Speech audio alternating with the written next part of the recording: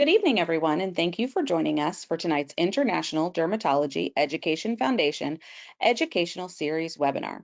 My name is Ashley with RBC Consultants, and the title of tonight's program is Explore an Oral Treatment for Severe Alopecia Areata. As moderator this evening, we have Dr. Leon Kircik, President of the International Dermatology Education Foundation, Clinical Professor of Dermatology from the Icahn School of Medicine at Mount Sinai, New York, Adjunct Clinical Professor of Dermatology, University School of Medicine in Indianapolis, Indiana, and Medical Director of Physician Skincare, DermResearch, and Skin Sciences in Louisville, Kentucky. As speaker this evening, we have Dr. Crystal Aguh, Associate Professor of Dermatology, Director of the Ethnic Skin Program, Johns Hopkins School of Medicine from Columbia, Maryland. We would like to thank our supporter this evening, Pfizer, for making this educational event possible. Before we begin, a few logistic tips. If you're having issues hearing the webinar, you can listen to the presentation using your telephone. Just select phone call in the audio pane and the dial-in information will be displayed. If you're having technical issues, please submit your questions in the question pane on the right-hand side of your screen. At the end of this webinar, a survey will pop up in your browser and will be emailed to you within 1 to 2 days. We would greatly appreciate it if you could fill in this short survey. And finally, within 1 to 2 days of the webinar, a certificate of attendance will be emailed to you. If you do have any questions during the program, please submit your questions using the question pane on the right-hand side of your screen. Now, without further ado, I would like to pass the floor virtually to Dr. Kircik. Thank you, Ashley, and good evening, everyone. Greetings from Nashville, Tennessee. I am at Scales meeting, and welcome to our another edition of International Dermatology Education Foundation series. Just before we go any further, I want to tell you a little bit about nonprofit organization. IDEF is a nonprofit whose principal mission is to raise awareness and improve dermatology care all over the world through education, especially in underserved areas. We have been serving our audience during COVID and since COVID all over the world, not only in North America, US, and Canada, but also in Latin America, Southeast Asia, and Europe, as you can see from some of our program invitations here from the past. So please follow us on social media at Facebook, Instagram, as well as LinkedIn. So tonight, I am very proud to present Dr. Crystal Aguh. She is an Associate Professor of Dermatology, as well as the Director of the Ethnic Skin Program at Johns Hopkins in Maryland. And she's gonna tell us about an oral treatment for severe alopecia areata, which I believe it's one of the biggest unmet needs in dermatology. Thank you, Crystal, and welcome. Please take it over. Yeah, thank you, Leon. Thanks so much for having me. So I am going to talk about an oral treatment for severe alopecia areata. And like Dr. Kircik said, this is really an area where patients are suffering from so much disease and are really looking for treatment options. And so I wanted to discuss some treatment options for you today. I'll also be discussing 2-year data from a post-hoc interim integrated analysis. Just some disclosures to start. This program is being sponsored and paid for by Pfizer. I am a paid consultant speaking on behalf of Pfizer. And the information in this program is consistent with FDA guidelines. And as such, this program is not CME accredited. Okay, so this is what we're going to be talking about today. We're going to discuss alopecia areata, really break down the science of the disease. We'll talk about LITFULO. We will review its efficacy and safety. And again, we are going to include some new data from the post-hoc interim integrated analysis, and we'll discuss initiation and monitoring of LITFULO. And then at the end, I will have time to take any of your questions. So let's start with an overview of alopecia areata. As many of you guys know, the thing about alopecia areata is that it is predictably unpredictable. It can occur in patients at any age. Its typical age of onset is in the 20s and 30s. And when we think about that, that is a very significant time in people's lives. This is when they're entering their careers, they're forming lifelong relationships and friendships. And this is when alopecia areata usually appears. So you can only imagine the significant quality of life impact that it has.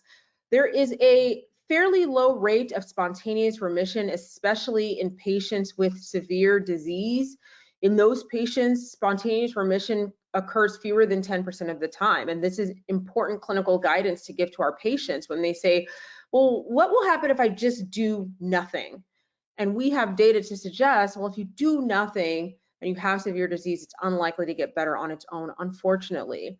And there is a risk of progression. So up to 1 in 4 patients with patch type alopecia areata are at risk of developing alopecia totalis or alopecia universalis. And you can see that alopecia areata can present in a variety of ways. This is a classic patch type. Here you can see in B, this ophiasis pattern, which many of us clinicians know can be particularly difficult to treat.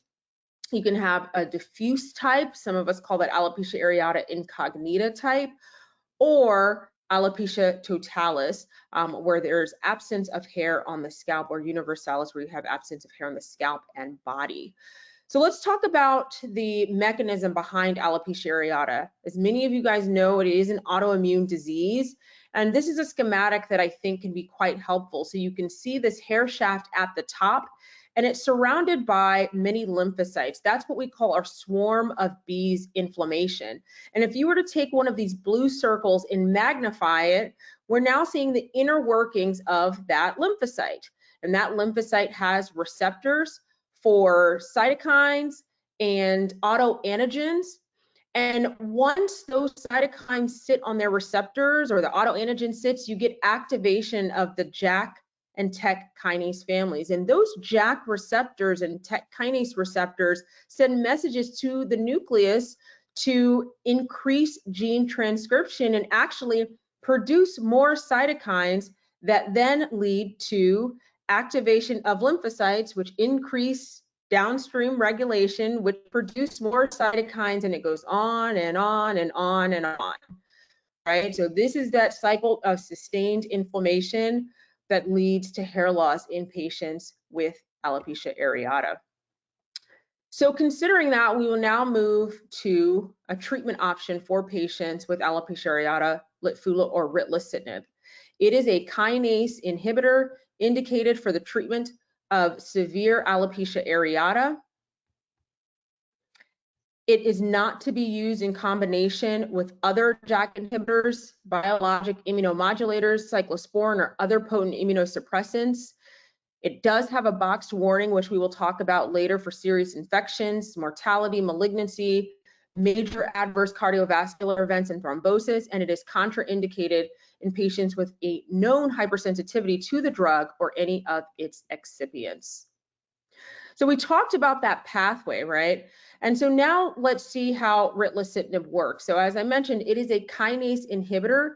It inhibits both JAK3 and TEC kinase families. And what that does is it then blocks the activation of those receptors. So you don't get that downstream signaling. You have reduced gene transcription activity, so you're now no longer getting the production of those cytokines that activate lymphocytes, and you're essentially able to block that cycle that we discussed earlier. And so that's how ritlecitinib works. Moving to the studies and the efficacy as we discuss this study, I'm going to spend a lot of time focusing on the Allegro 2B/3 double-blind placebo-controlled study.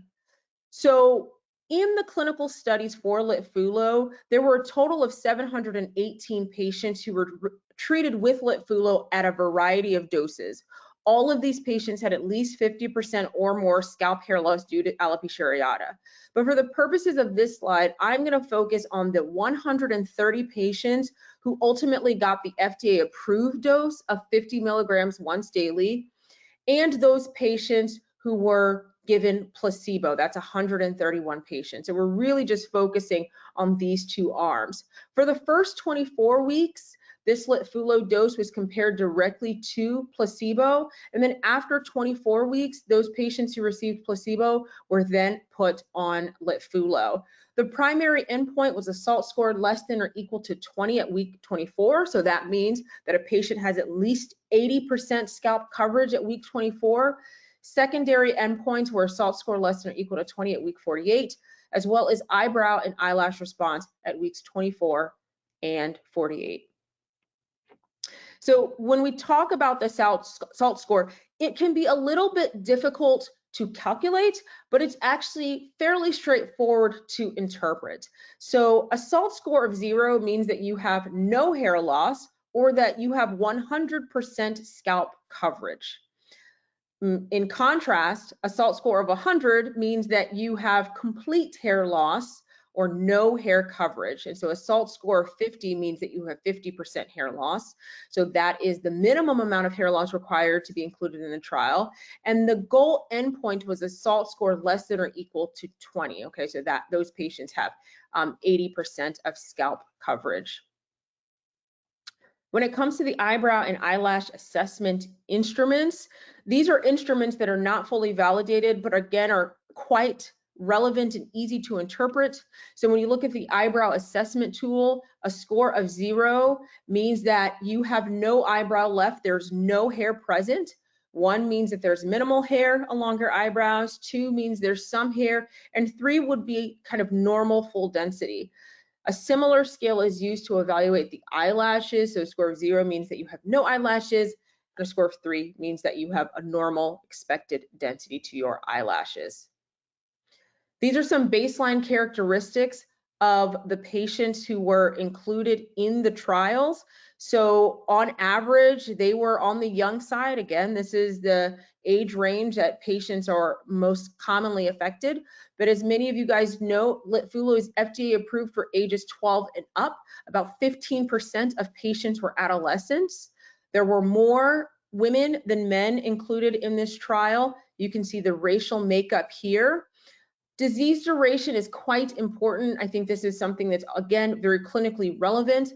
On average, patients had been diagnosed 7 years prior to starting Litfulo, and the duration of their current episode at the time they received Litfulo was 2.5 years.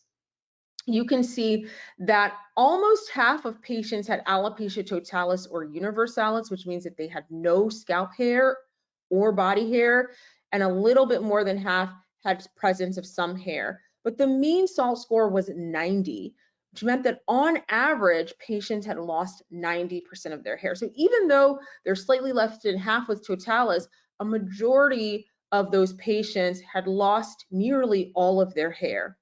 Similarly, a majority of patients had some degree of loss on the eyebrows and the eyelashes.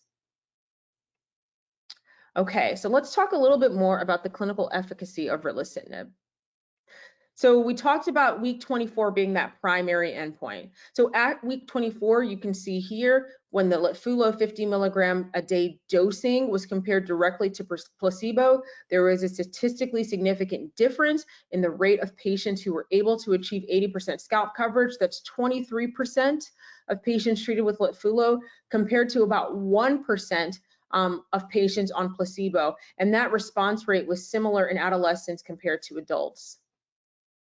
When you extend that out to week 48, you then see that overall 43% of patients achieved a SALT score of 20. So this is really important that you can see that that line continues to grow and grow and grow. Now remember, week 24, those patients who were on placebo were switched over to drug. So we don't have a direct comparison to placebo response here, but really just want to point out that improvement in efficacy over time.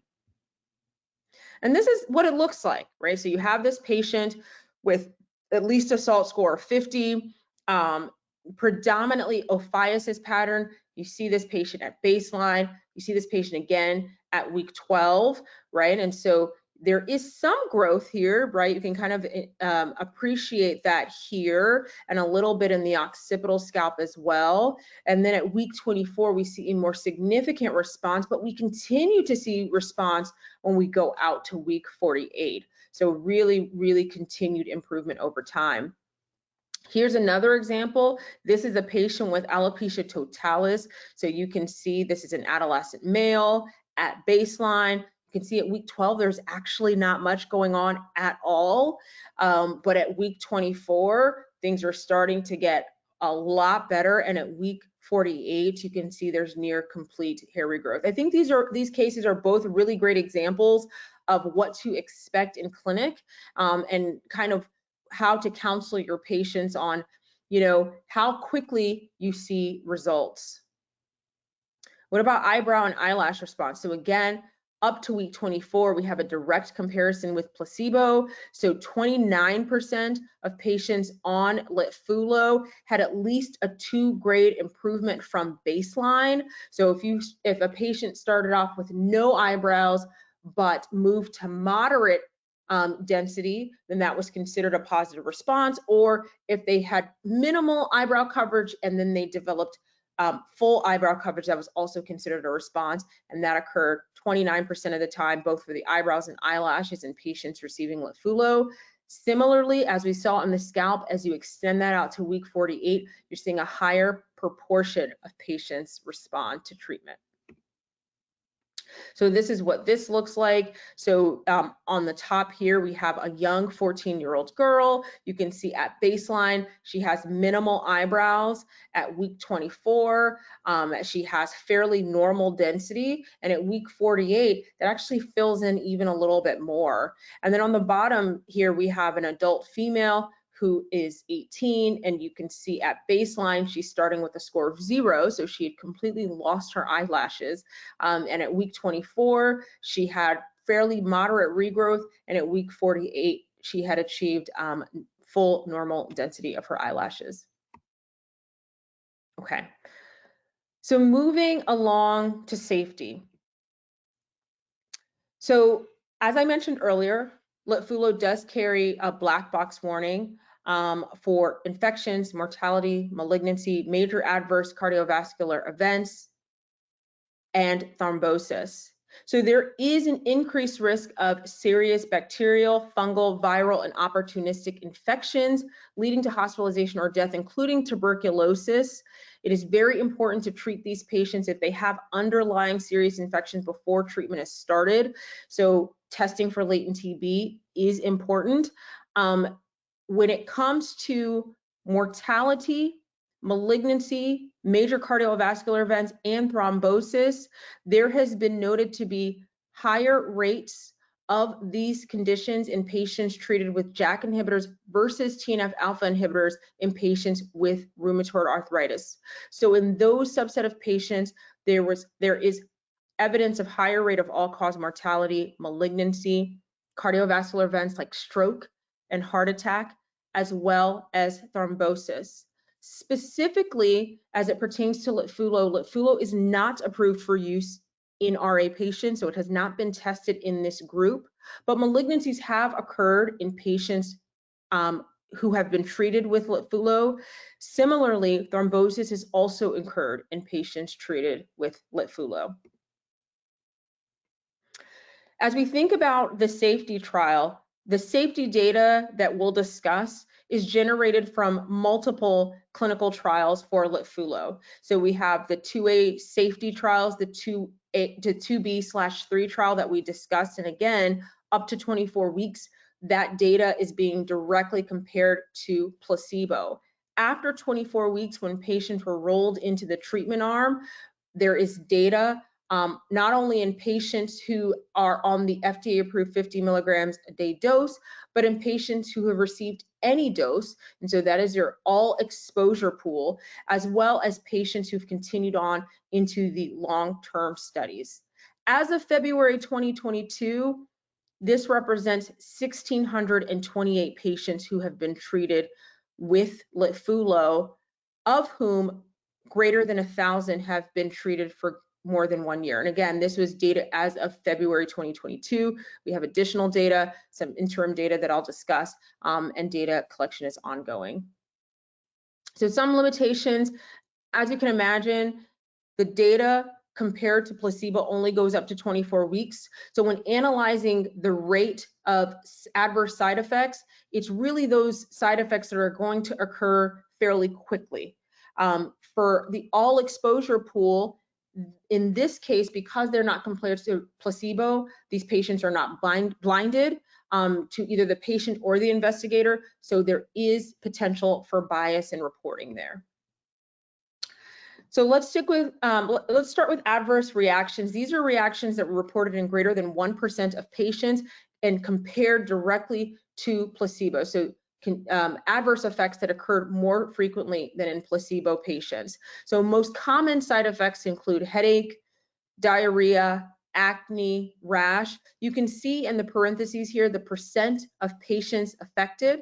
There's no statistical significance calculation, but you can see that for some adverse effects, the proportions are fairly similar. For others, for example, like diarrhea, the rate of adverse effect is somewhat higher in Litfulo than placebo. And as you go down, we'll talk a little bit more about herpes zoster, creatinine phosphokinase, as well as monitoring of the blood count in these patients. Specifically, when you compare the FDA-approved dosing, so that's the dosing available to our patients, and patients who receive Litfulo at any dose, even doses up to 200 milligrams, and placebo, you can compare the rate of infections. So we have the overall number here and the incidence rate per 100 patient years. I personally think it's helpful to compare this FDA-approved dosing to placebo, so you can see that rate and that incidence rate of overall infections, serious infections, 0 for both. There were 2 cases of herpes zoster in Litfulo patients and none reported in placebo. No reports of malignancy when you exclude non-melanoma skin cancer, thromboembolic events in this, again, 24-week period. No incidents were reported. And you can see when you move out to the all exposure pool, so patients who were on the 50 milligram dose and higher dosing, but again, not compared to placebo. So these rates, we can't really compare to placebo, but you do get a little bit of information as to how often they occurred. Lab abnormalities. So I'll go over some of these lab abnormalities, but later on we'll discuss how you could actually do lab monitoring. So there was one instance of a patient who developed a lymphopenia. They had an ALC count under 500. In this case, it was thought that age of the patient was a risk factor. So this patient was over the age of 65. Decreased platelet counts have been reported in patients taking Litfulo. The maximum effects on platelets were observed within the first 4 weeks. After that point, platelet counts appeared to stay stable at that new lower level with continued therapy, and that was in the placebo-controlled pool. In the all exposure pool, there was one patient who developed thrombocytopenia with counts below 100,000, but no subjects had their platelets dip below 75,000. In the placebo-controlled trial, 2 patients had elevation in their CPK compared to no patients who were on placebo.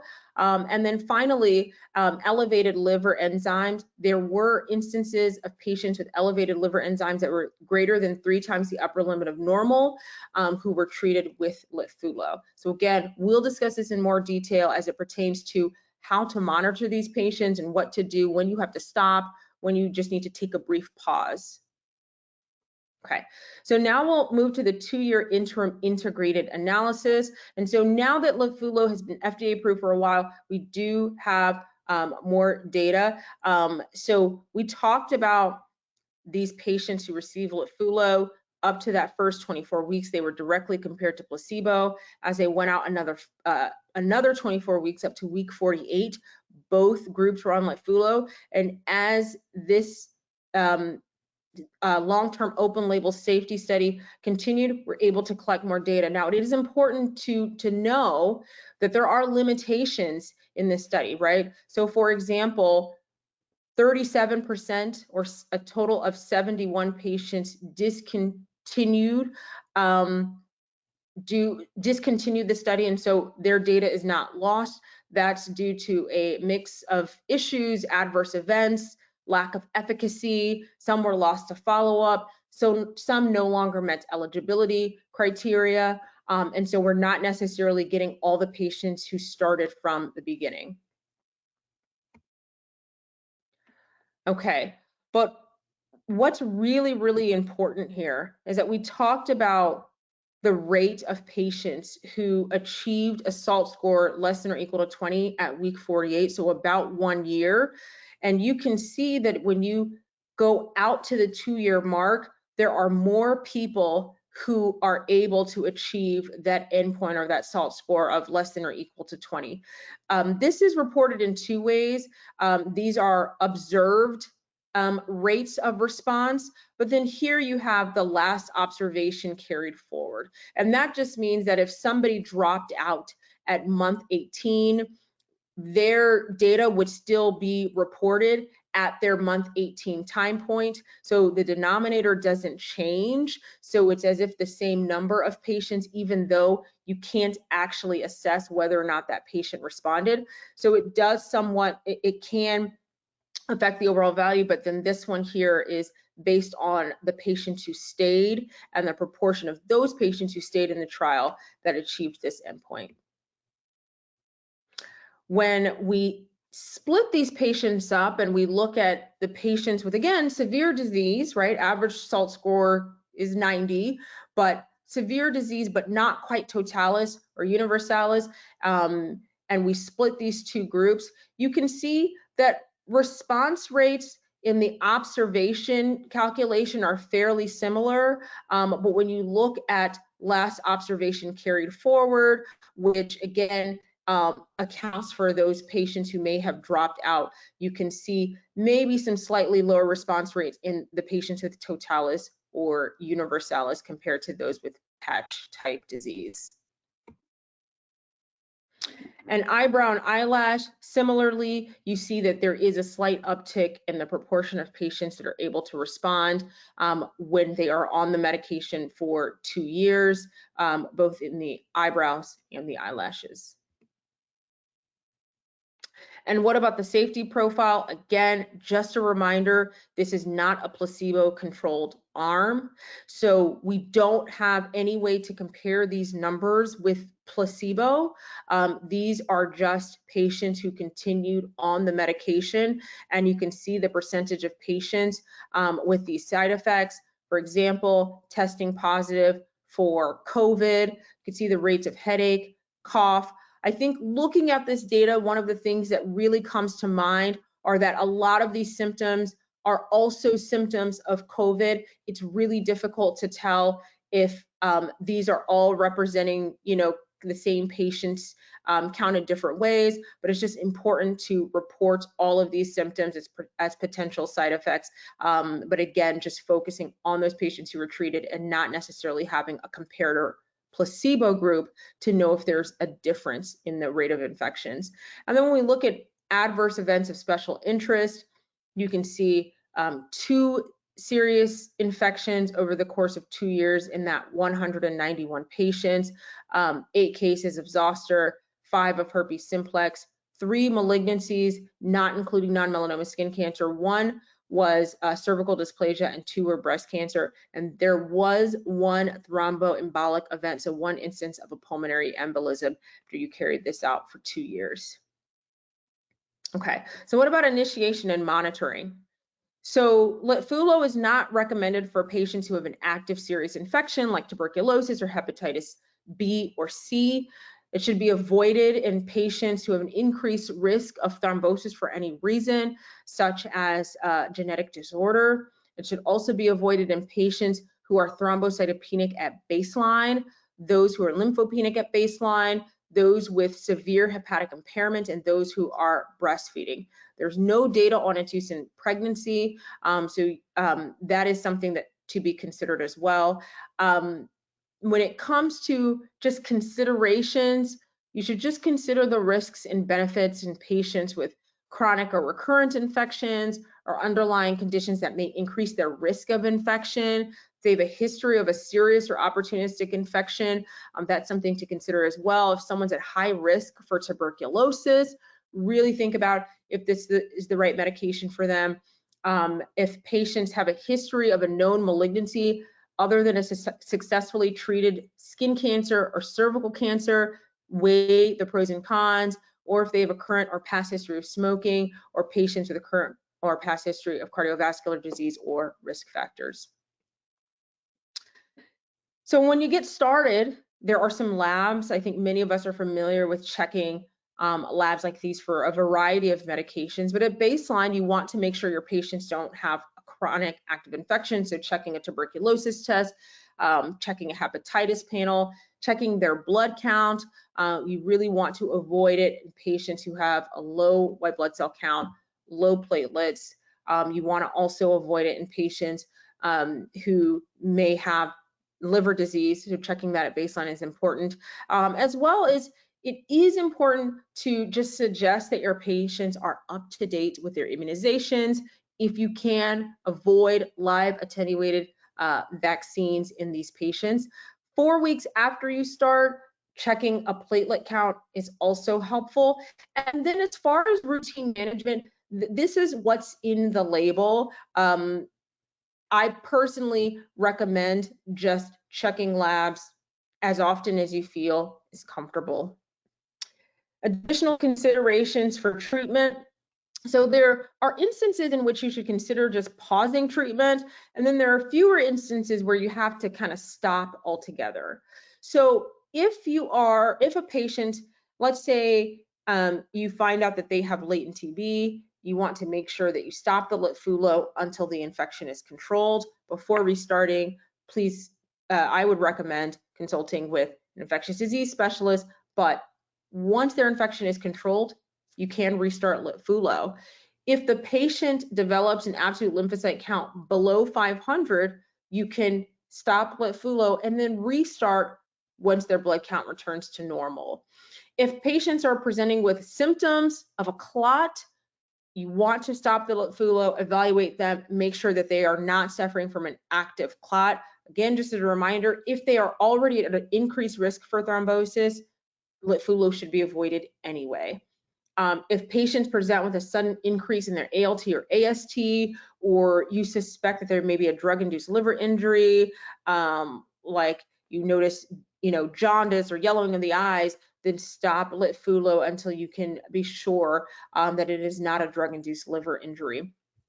Dose continuation, so if their platelet count falls really low, below 50,000, then you should stop Litfulo. If they have an allergic reaction or hypersensitivity reaction, please stop Litfulo. And certainly if they develop a myocardial infarction or a stroke, you also should discontinue the medications. Litfulo is a CYP3A and CYP1A2 inhibitor. So co-administering this medication with drugs that are that can be strong inducers or inhibitors can affect Litfulo, so avoid concomitant administration of medications like rifampin with this drug. There's not a lot of data on the response to vaccination in patients receiving Litfulo, but as I mentioned earlier, avoid use of live attenuated vaccines. So if patients are anticipating that they want to start Litfulo, I would recommend they get their vaccination status up to date in advance, especially if there are plans to receive a live vaccine. The risk of major birth defects and miscarriage in patients taking this medication is unknown. So that is something that you should consider and discuss with your patients, but it is not advised for women to breastfeed during treatment with Litfulo, and they should avoid breastfeeding for about 14 hours after their last dose. And this is a recommendation despite the fact that there really is no evidence of the presence of Litfulo in human milk. So this is just an area for future investigation. So in summary, Litfulo is a treatment for patients with severe alopecia areata. It is the first and only FDA-approved treatment for severe alopecia areata in both adults and adolescents as young as 12. which is huge. It's just so huge that we have this as an option for our patients. It is a kinase inhibitor. It works by inhibiting JAK3 and TEC kinase family pathways. Several patients achieved a SALT score of less than or equal to 20, so 80% scalp coverage at week 24. You saw the additional data from the 2-year post-hoc interim integrated analysis. It's prescribed 50 milligrams, 1 pill, once a day, and there's no dose titration required. These are our references, and I'm happy to take any questions. Well, thank you so much. That was amazing. I appreciate it. Let's see, we have some questions actually from audience, and we have some time. One is, it's actually interesting, a good question. Do we have to fail? Do we have to use another thing before we start with filler? That's a good question. So the package insert does not require that patients fail therapies, but depending on a patient's insurance, their insurance may actually require that they do step therapy, but it is not necessary. And so really as a clinician, it's up to you to use your best clinical judgment to identify the best treatment option for your patient. Now, the other thing is, I noticed they did the study, you know, the primary endpoint is week 24, which seems a long time for 6 months when you think about atopic derm or psoriasis or acne studies, right? On the other hand, though, if you think about the hair growth, it's a much longer process than 6 months. Usually in normal, you know, you see hair growth close to a year, sometimes 12 to 18 months, right? So what do you think? What are your opinions, I should say, you know, about this time period? Yeah, I mean, I think that's a great question, right? So we saw in this study, the primary endpoint was the percentage of patients who achieved a SALT score less than 20 at week 24.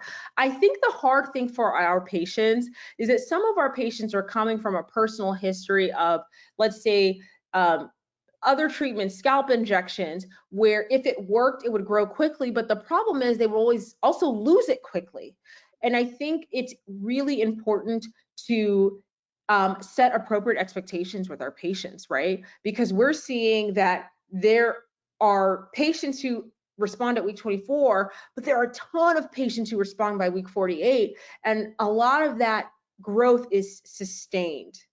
And so you really have to tell your patients to be very patient. And then we even saw, like in that 2-year data, that you saw that there were even some more people who got to meet that treatment endpoint. And I think this is just a really important discussion to have with your patients at the outset, because if you don't have that discussion, I think you will see patients at week 12 who are ready to throw in the towel, right? And I showed that picture of the young boy with the alopecia totalis, and he had nothing at week 12, but by week 24, he had full scalp coverage, right? And so really setting expectations and say, hey, look, this is a drug that we're really going to have to give a lot of time to see if it works. But if it does work, wow, it will be so amazing and so rewarding to, you know, both the clinician and the patient. And, you know, in all honesty, unlike other disease entities, atopic derm or psoriasis, what options do we have? We don't have much options when it comes to alopecia areata. So it does require a lot of hand holding. I really agree with you. Yes. The other thing that's going to require hand holding, not only for the patient, but also for the prescriber, is the box warning, right? Yes. It gives us a little bit of anxiety, especially in our field. We are very safety prone. When you look at the box warning, especially with the thromboembolic events, that's sort of something we're not very familiar with, or especially how to handle it. So can you tell us a little bit more, elaborate on the thromboembolic events in this particular study, not the one that we use as a reference? Yes, I think that's a great question, right? I get it. We're dermatologists. We love creams. But as you mentioned, for a lot of our conditions like eczema, psoriasis, it's just truly not enough. I think it's really important to discuss like these thromboembolic events. As you mentioned, it is included in the boxed warnings. Across all the clinical trials, you know, if we include the long-term trial, the all exposure pool, there was one case of a pulmonary embolism in a patient treated with Litfulo. There also was a report of a retinal artery occlusion and one report of an acute MI.